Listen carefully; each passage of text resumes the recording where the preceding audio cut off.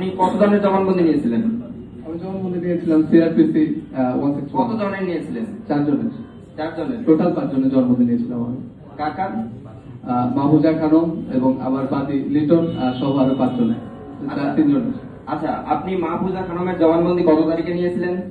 মাহফুজা খানমের জবানবন্দি নিয়ে আমি 19/1/2026। কিন্তু আপনি তো যেটা সাবমিটেড করেছিলেন ডকুমেন্ট, ওইটাতে তো 20 তারিখ লেখা।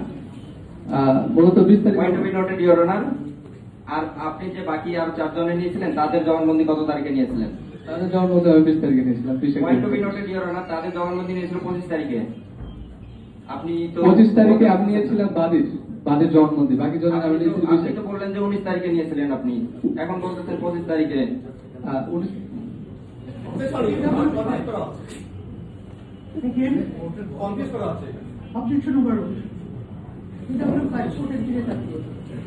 আচ্ছা, এজাহার কত তারিখে করা হয়?